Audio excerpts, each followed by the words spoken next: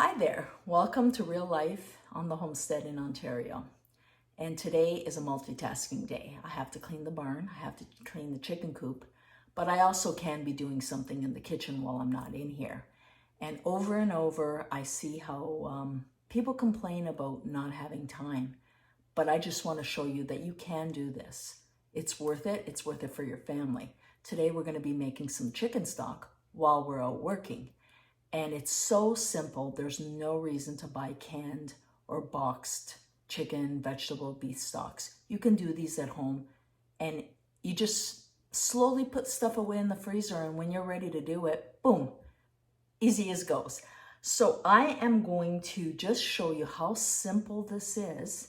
I'm using the Instapot. I love the Instapot for stocks. I think it was the best invention and has made my life easier.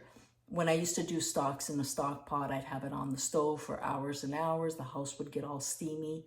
With the Instapot, all the flavors are concentrated. Once I strain the broth, I actually put it in jars and can it later so that I can have it anytime I want. Pop the jar open. It's the same as using a Tetra Pak, but I know the ingredients. So this is super simple. Very, very quick video today. And I'm just gonna point you down to what I'm doing. And just to show you, what I do is when I harvest my chickens, I put in these bags what I'm going to use for stock.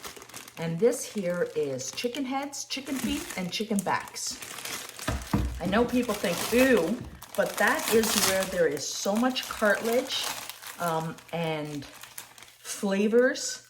This makes a beautiful stock. So I don't even know how many I have in there. It looks like maybe 3 backs. So if I have 3 backs, then I'll have 6 feet, 3 heads. Don't get grossed out. This is really good for you. So that is going in my pot, frozen. See that how simple that is? I am going to take an onion, and I've taken that outer leaf on, but I have left the clean skins on. Wow, that was hard, right? This bag here is scraps of celery and carrot that I've just thrown into a bag in the freezer.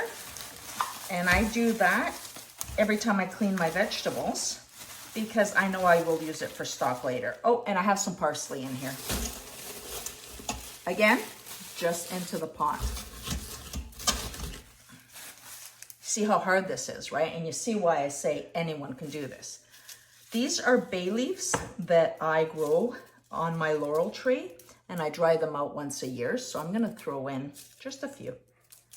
Don't even measure because it's not necessary. Oh. Put that away. Then some peppercorns. Those I do not grow, of course. I actually get mine at Costco because I find that's a economical price for peppercorns. So let's say I put in a teaspoon of peppercorns in there. So what we have so far is our chicken, our vegetables. Something very important to put in is a dash of apple cider vinegar. And I have a video on how to make apple cider vinegar, so go check that out. But I just put maybe a tablespoon. That helps the minerals pull out of the bones. That is a good thing. The next thing I put in, and I know some people don't put any salt in their stocks. I do use the rock Himalayan sea salt. Or it's not sea salt, it's rock Himalayan salt. Put that in there. Top it up with some water.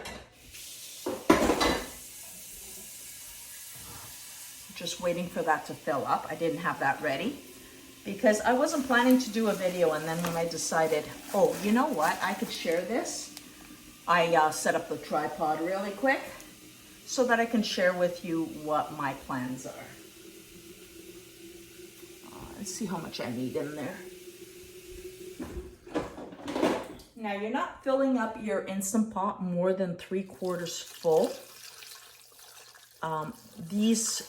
The vegetables and the chicken will fall apart. So I put the water to 3/4 full. There we go. My lid. I set it to seal. I set it to soup broth setting. I have the Instant Pot. The one I'm using right now is the Duo. I do have a couple, but this one's the Duo. So I just set it to soup and broth. That is a 4-hour setting, and I leave it. Now, with my broths, what I always do is I run 2 cycles. So once that 4-hour cycle is done, I click it on again and start again. I just find it's a much richer stock. And that, my friends, is how easy it is to make your own stock. I will strain this after, place it in jars, and I will pressure can for 30 minutes, just so that I can put it on my shelf. I won't have a lot of jars, so I don't need to water bath because I won't have that many jars to fill up that pot. But you are smart enough to do this. It's very simple. A little bit of planning of your waste, it now becomes usable in your kitchen. It makes sense to make your own broth. You know exactly what's in it. There was no preservatives going in here. This will make the foundation for so many meals. You're smart enough. You can do this.